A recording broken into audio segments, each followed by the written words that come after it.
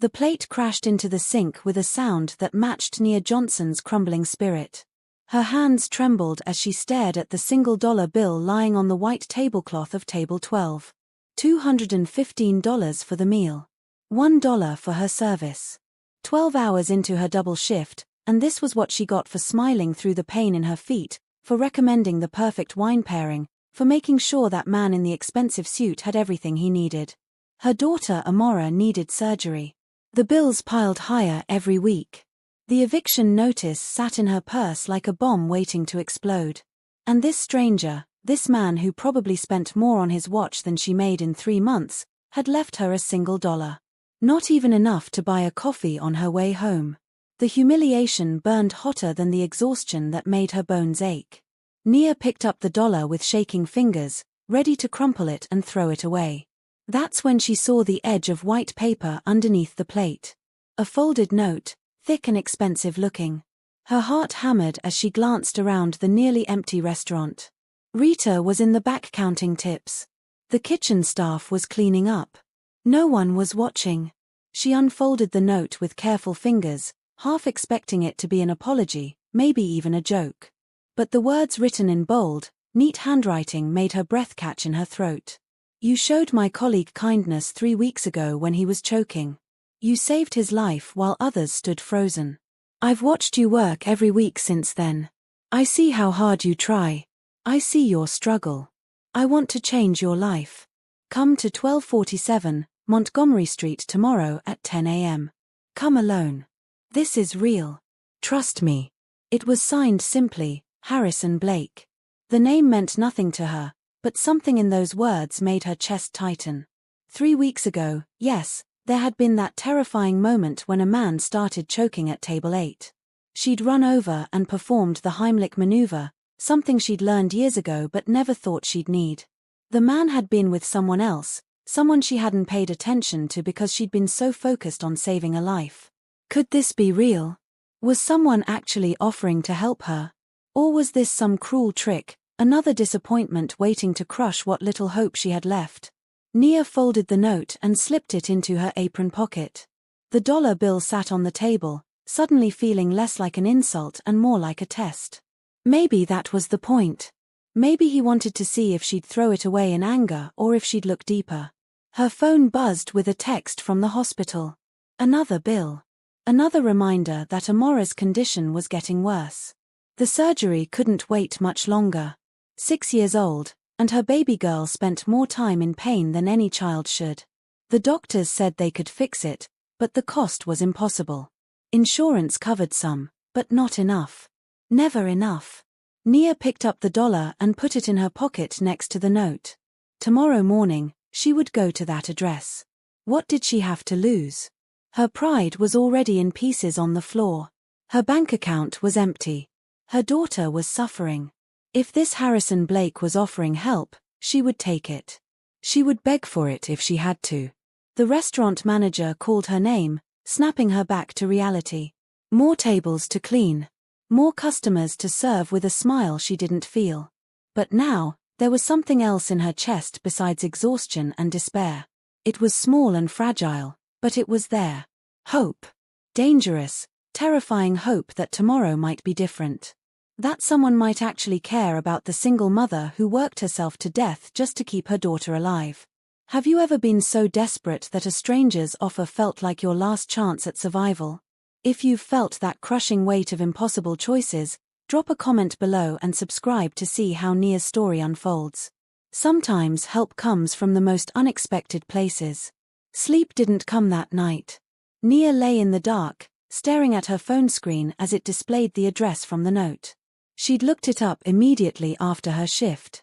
Montgomery Street was in the financial district, home to investment firms and corporate headquarters. The building at number 1247 belonged to Blake Industries, a name she vaguely recognized from news articles about charitable donations and business deals worth millions. Harrison Blake. She'd searched for him too. Mid-30s, self-made billionaire, founded 3 successful companies before he was 30. His face in the photos was handsome in that polished way rich men usually were, with dark hair and serious eyes that seemed to look right through the camera. But it was his story that caught her attention. He'd grown up poor, worked his way through college, and built his fortune from nothing. Maybe that's why he noticed her struggle. Maybe he remembered what it felt like. Amora stirred in the bed beside her, coughing slightly. The little girl's breathing was labored, a reminder of why Nia couldn't afford to ignore this chance. The surgery was scheduled for next month, but they'd cancel it if she couldn't come up with the remaining $10,000. $10,000 that might as well have been $10 million for all the chance she had of earning it in time. Her best friend's voice echoed in her mind. Rita had warned her about men who seemed too good to be true, about offers that came with hidden prices. But this felt different. The note hadn't asked for anything in return. It mentioned watching her work, seeing her struggle. There was something almost protective in those words, not predatory. The morning came slowly. Nia dressed carefully, choosing her best outfit, a simple black dress she usually saved for job interviews. She told her neighbor Mrs. Patterson that she had an appointment and left Amora in the older woman's care. The bus ride downtown took 40 minutes, giving her plenty of time to second-guess every decision that led her to this moment. Montgomery Street gleamed with glass and steel. The building at 1247 soared 30 floors into the sky, its lobby filled with marble and modern art. Nia felt completely out of place as she pushed through the revolving door.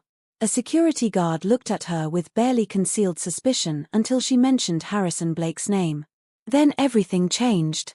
"Mr. Blake is expecting you," the guard said, his tone shifting to something respectful. "Top floor, private elevator on the left." The elevator ride made her stomach drop. Or maybe that was just her nerves. When the doors opened, she stepped into a reception area that looked more like a luxury apartment than an office. Floor-to-ceiling windows offered views of the entire city. A woman in an elegant suit smiled at her warmly. "Ms. Johnson, please follow me. Mr. Blake is in his office." The hallway was quiet except for the soft click of the receptionist's heels. Nia's heart pounded so hard she was sure everyone could hear it. They stopped at a set of double doors made of dark wood. The receptionist knocked once, then opened the door and gestured for Nia to enter. Harrison Blake stood by the window, his back to her. He was taller than she expected, with broad shoulders that filled out his tailored suit. When he turned around, she recognized him immediately from the restaurant. He'd been sitting at table 12, watching her the entire time with those intense eyes. "Ms. Johnson," he said, his voice deep and calm. "Thank you for coming. Please, sit down." Nia sat in the leather chair across from Harrison's desk, her hands folded tightly in her lap. The office was bigger than her entire apartment, with artwork on the walls that probably cost more than she'd earn in her lifetime. Harrison sat down across from her, his expression unreadable.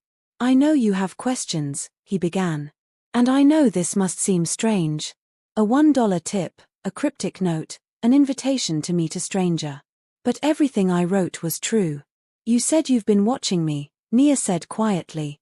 Her voice sounded small in this enormous room. "Why? 3 weeks ago, my business partner Gerald was dining with me at your restaurant. He started choking on a piece of steak. Everyone froze, including me for a moment. But you didn't. You ran over and saved his life without hesitation. You didn't know who he was. You didn't expect a reward. You just acted." Nia remembered that night. The panic, the relief when the man coughed up the food, the way he'd thanked her over and over. She'd gone back to work right after, not thinking much about it. "After that night, I couldn't stop thinking about your kindness," Harrison continued. "So I came back. I watched you work. I saw how hard you tried to make every customer happy, even when they were rude to you. I saw you counting your tips at the end of your shift, calculating something in your head. And I knew I had to find out more about you." "That sounds like stalking," Nia said, surprised by her own boldness. Harrison smiled slightly. "It does, doesn't it? I prefer to think of it as due diligence. I learned about your daughter, about the medical bills, about the fact that you work 16-hour days and still can't make ends meet. I learned that you're exactly the kind of person I want to help." "Why?" The question burst out of her. "Why me? There are thousands of people struggling in this city. What makes me special?" Because you remind me of my mother, Harrison said, and for the first time, his composed expression cracked slightly. She worked herself to death trying to take care of me. She got sick, and we couldn't afford treatment. I was 15 when she died. I swore that if I ever had the means, I would help people like her. People like you. The room fell silent. Nia didn't know what to say. This man, this billionaire, was offering her something she dreamed about but never believed could happen. I want to pay for your daughter's surgery, Harrison said. All of it, including any follow-up care she needs. I want to pay off your debts. And I want to offer you a job here, as my executive assistant. The salary is $200,000 a year, with full benefits. Nia's breath stopped. $200,000. It was more money than she'd ever imagined making. But something in her wanted to refuse, wanted to say she couldn't accept charity, that she had her pride. Then she thought of Amora, coughing in the night, missing school because of the pain. I accept, she said, her voice shaking. Thank you. I don't know how to thank you enough. I accept everything you're offering. Harrison's smile was genuine this time, reaching his eyes. You don't need to thank me. You saved Gerald's life. This is my way of saving yours. Harrison pressed a button on his desk, and the receptionist appeared with a folder full of papers. These are the employment contracts, he explained. And the medical payment authorization. I've already contacted the hospital and spoken with Dr. Torres. She says she can schedule Amora's surgery for this Friday if you approve. This Friday. 3 days away. Nia's hands trembled as she took the papers. She'd been waiting months for this surgery, watching her daughter suffer, and now it was happening in 3 days. It didn't feel real. The salary starts immediately, Harrison continued. You'll receive your first paycheck at the end of this week. I'm also arranging for a relocation specialist to help you find a better apartment. Something safe, in a good school district for Amora. You're doing too much, Nia whispered, tears streaming down her face. This is too much. It's not enough, Harrison said firmly. You've been drowning for too long. I'm throwing you a lifeline. All you have to do is grab it. She signed the papers with shaking hands. Each signature felt like a weight lifting off her shoulders. The medical authorization. The employment contract. The direct deposit form. When she finished, Harrison stood and extended his hand. Welcome to Blake Industries, Nia. She shook his hand, still crying, still overwhelmed. I don't understand why you're doing this. Because someone should have done it for my mother, he said simply. And because I can. Money sitting in a bank account doesn't change lives. But this, helping you, this matters. The receptionist returned with a company credit card and a phone.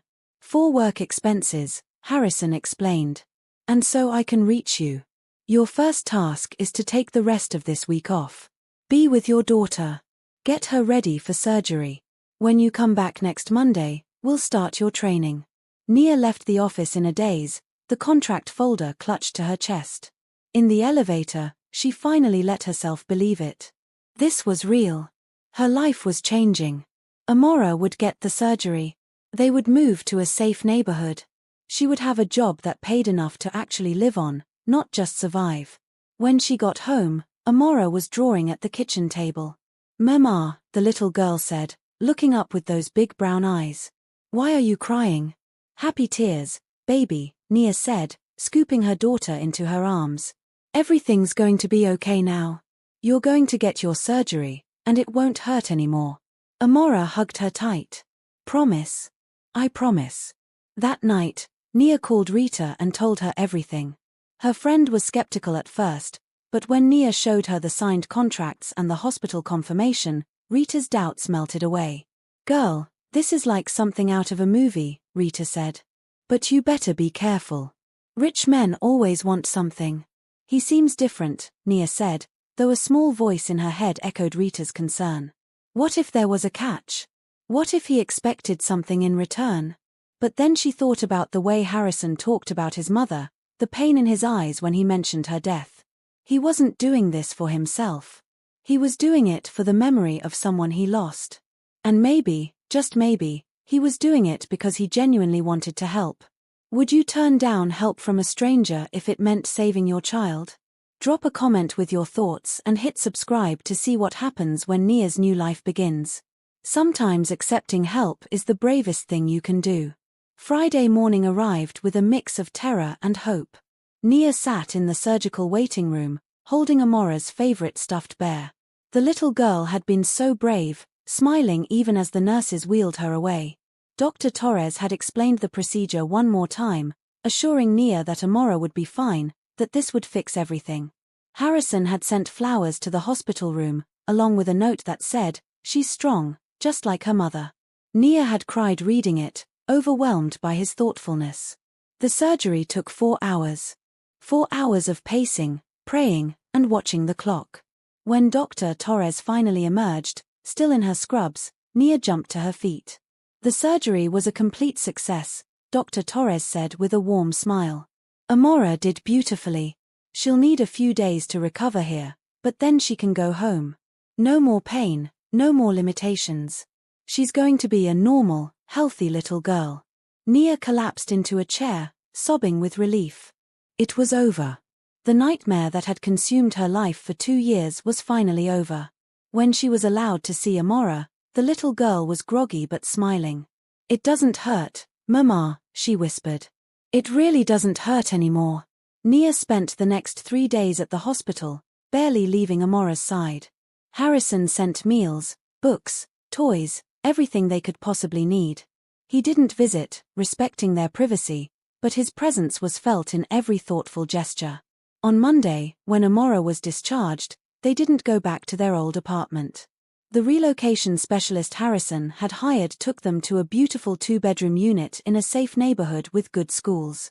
The apartment was furnished, stocked with groceries, and had a view of a park where children played. "This is ours?"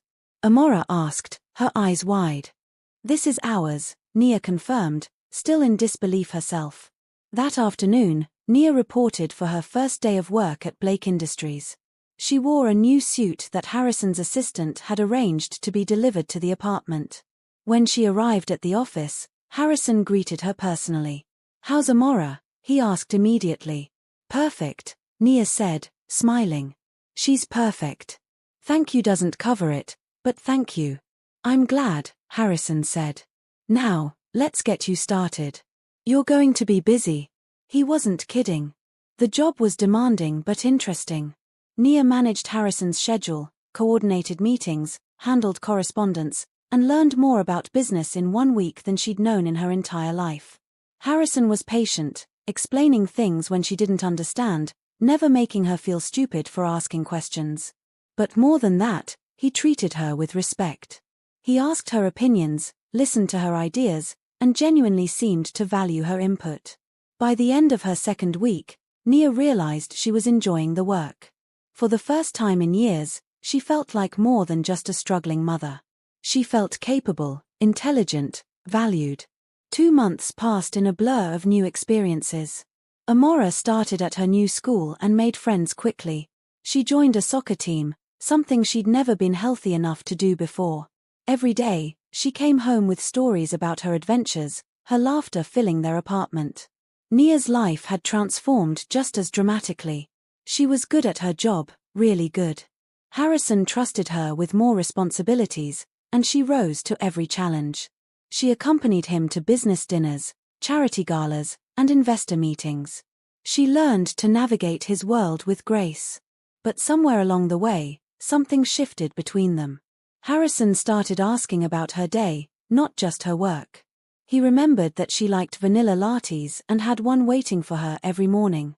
He laughed at her jokes, sought her advice on personal matters, and lingered in conversations longer than necessary. Nia felt it too. The way her heart raced when he walked into a room. The way she found excuses to work late when he was still in the office. The way his rare smiles made her entire day brighter. One evening, after a particularly successful business dinner, Harrison offered to drive her home. In the car, the city lights streaming past, he turned to her. "Can I ask you something personal?" Nia nodded, her pulse quickening. "Are you happy? With the job, the apartment, everything?" "I'm more than happy," she said honestly. "You changed my life, Harrison. I'll never be able to repay you. I don't want repayment, he said quietly. I don't know what I want. The air in the car felt charged with something unspoken. Nia could feel the distance between them shrinking, could see the conflict in his eyes. I should probably tell you, Harrison continued, his voice rough, that I didn't hire you just because you saved Gerald. I hired you because I couldn't stop thinking about you. Because every time I saw you at that restaurant, working so hard, smiling even when you were exhausted, I wanted to know you.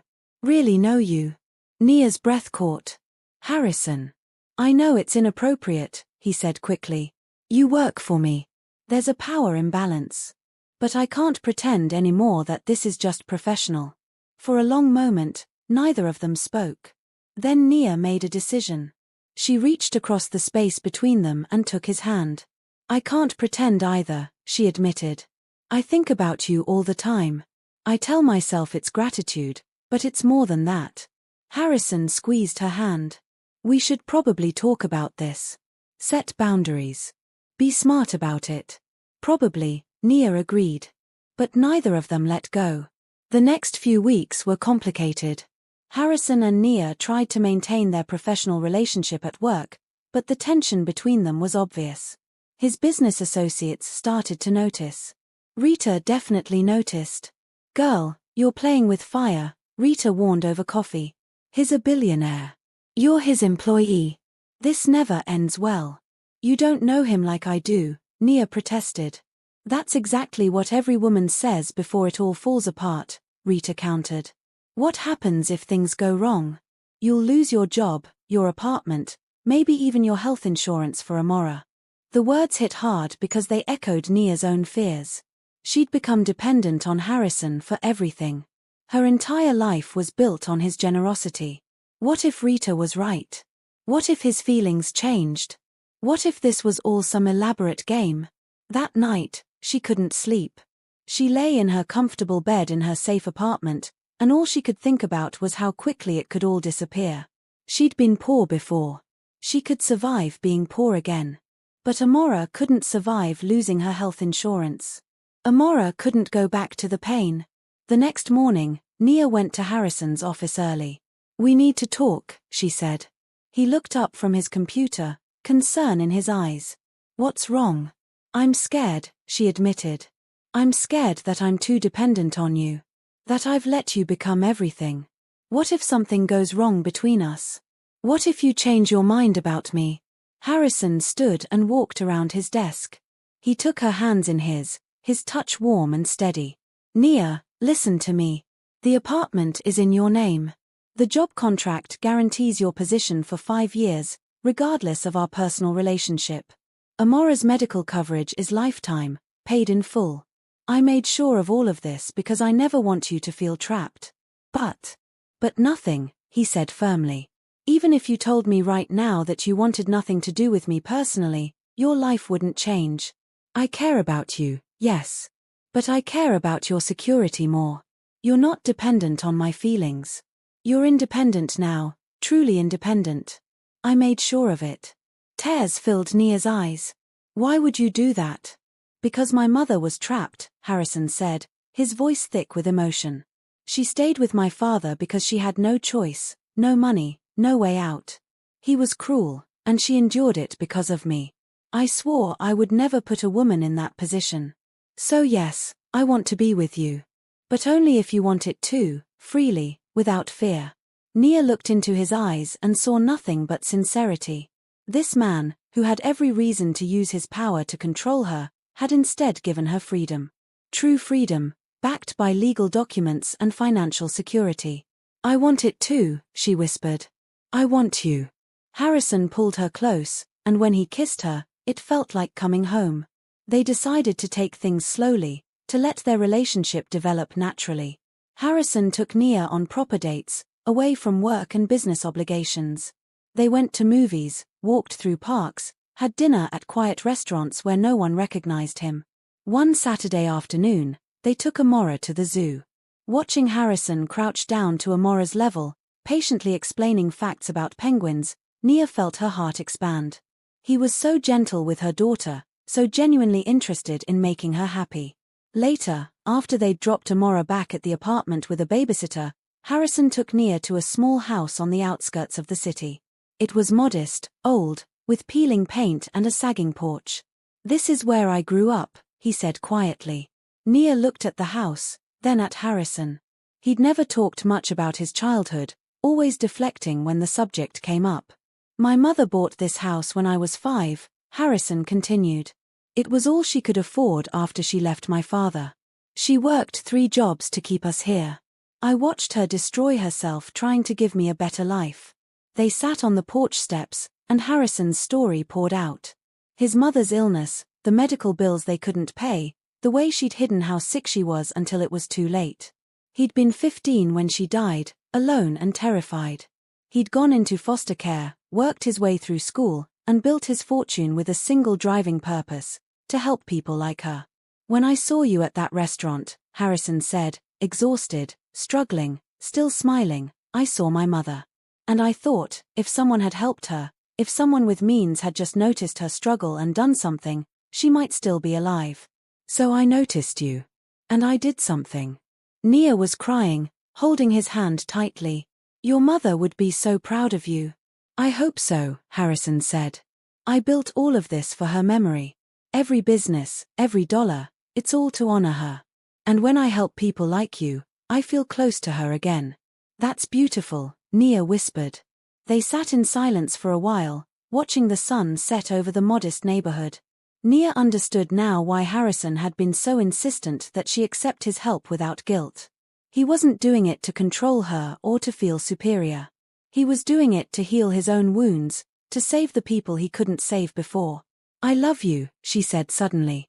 The words came out before she could stop them. Harrison turned to her, his eyes wide. "What?" "I love you," Nia repeated, stronger this time. "Not because of the money or the job or any of that. I love you because of who you are. Because of the man who remembers his mother, who notices when people are suffering, who turns his pain into something good." Harrison pulled her into his arms, holding her tight. "I love you too. I've loved you since that night you saved Gerald, since I watched you count your tips with that look of determination on your face. I loved you before I even knew your name." They kissed on the porch of his childhood home, 2 people who'd found each other across an impossible divide. What would you sacrifice to honor someone you lost? Share your story in the comments and subscribe to see how love conquers all obstacles. The strongest foundations are built on understanding where we come from. Life was perfect for 3 months. Nia and Harrison made their relationship public, facing some raised eyebrows but mostly warm support. Amora adored Harrison, calling him Mr. Harrison with such affection that it made both adults smile. They became a family in all but name. Then everything fell apart in a single phone call. Nia was at her desk when Harrison stormed out of his office, his face pale. "Gerald, my office, now," he barked at his business partner. Something was seriously wrong. Nia had never seen Harrison like this, all his usual calm shattered. She waited anxiously, trying to focus on work and failing. An hour later, Gerald emerged looking grim. He stopped by Nia's desk. "You should probably go be with him," he said quietly. "This is bad." Nia found Harrison standing by his window, his hands clenched into fists. "What happened?" she asked. "Lawsuit," he said shortly. "A former business partner is claiming I stole his ideas, that Blake Industries was built on intellectual property theft. It's completely false, but he has a good lawyer and enough circumstantial evidence to make it messy. If he wins, I could lose everything." "Everything?" "The company, most of my personal assets, everything I've built." Harrison turned to face her, and the fear in his eyes broke her heart. "I need to tell you something. The apartment, Amora's medical coverage, your job, it's all secured separately. Even if I lose everything, you're protected. I made sure of that months ago." "I don't care about that," Nia said, walking to him. "I care about you. What can I do to help?" "There's nothing you can do," Harrison said bitterly. "This is my fight." "No," Nia said firmly. "It's our fight. You stood by me when I had nothing. I'm standing by you now." Over the next weeks, the lawsuit consumed their lives. Harrison worked late every night, poring over documents with his legal team. The press picked up the story, and suddenly they were under constant scrutiny. Photographers followed them, reporters shouted questions, and social media exploded with opinions. Some people said Nia was a gold digger who would leave Harrison now that his fortune was threatened. The comments stung, but she refused to let them matter. She showed up at the office every day, did her job with excellence, and stood beside Harrison through every brutal deposition and legal setback. One particularly awful night, after a devastating court session, Harrison broke down. "I'm going to lose," he said, his voice hollow. "And worse, I'm going to prove him right. Everyone who said I didn't deserve this, that I was just lucky, they'll all be right." Nia took his face in her hands. "Listen to me. You built this company with your mind, your work, your vision. One lawsuit doesn't change that. But even if you lose every dollar, you're still the man I love. You're still the man who saved my daughter's life. You're still the man who honored his mother's memory by helping others. Money doesn't define you. You'd stay with me?" Harrison asked. "If I lost everything?" "I fell in love with you, not your bank account," Nia said. "We'll figure it out together, whatever happens." Harrison pulled her close, and for the first time in weeks, he let himself believe things might be okay. The final court date arrived. Harrison's legal team had found evidence that the lawsuit was completely fraudulent, that his former partner had fabricated documents and testimony. The judge was not pleased. "Case dismissed," the judge declared. "Furthermore, I'm referring this matter to the district attorney for potential criminal charges. Mr. Blake, you're free to go." The courtroom erupted. Harrison's team celebrated, Gerald clapped him on the back, and reporters rushed to get statements. But Harrison only had eyes for Nia, sitting in the front row with tears streaming down her face. He walked to her, ignoring everyone else. "It's over," he said. "It's over," she agreed, laughing through her tears. They held each other as cameras flashed, not caring who saw, not caring what anyone thought. A week later, life returned to normal. Harrison was vindicated, his reputation stronger than ever. The ordeal had only proven his integrity and strength. But something had changed between him and Nia. The crisis had forged their relationship into something unbreakable. On a Saturday evening, Harrison picked up Nia and Amora for what he said was just a casual dinner. But when they arrived at the restaurant, Nia recognized it immediately. It was the place where everything started, where she'd served him dinner and found that note. "Harrison," she said suspiciously. "What's going on?" "You'll see," he said with a mysterious smile. They were seated at table 12, the very same table. Amora was giggling, clearly in on the secret. After they ordered, Harrison stood up. The entire restaurant quieted. "A year ago," Harrison began, his voice clear and strong, "I sat at this table and watched the most incredible woman I'd ever seen work herself to exhaustion trying to take care of her daughter. I left her a $1 tip because I wanted her to look under the plate and find a note that would change both our lives." Nia's hand flew to her mouth. "That woman showed me what real strength looks like," Harrison continued. "She taught me that accepting help isn't weakness, it's courage. She stood by me when everything fell apart. She loved me when I had nothing to offer but fear and uncertainty." He knelt down beside her chair, pulling out a small velvet box. "Nia Johnson, will you marry me?" The diamond ring sparkled in the light. Amora was bouncing with excitement. The entire restaurant held its breath. "Yes," Nia said, laughing and crying at the same time. "Yes, absolutely yes." Harrison slipped the ring on her finger and kissed her as the restaurant erupted in applause. 6 months later, they married in a small ceremony surrounded by family and friends. Amora was the flower girl, walking down the aisle with such pride that everyone smiled. Rita was there, no longer worried, seeing how completely Harrison loved her friend. Gerald was the best man, grateful that his choking incident had brought these two people together. As Nia and Harrison exchanged vows, she thought about that night a year ago. The exhaustion, the despair, the $1 tip that had seemed like an insult. She'd been so close to giving up, so tired of struggling alone. But she'd looked under the plate. She'd taken a chance on a stranger's note. And that choice had led her here, to a love she never imagined was possible, to a life she never dreamed she could have. "I love you," Harrison whispered as they were pronounced husband and wife. "I love you too," Nia whispered back.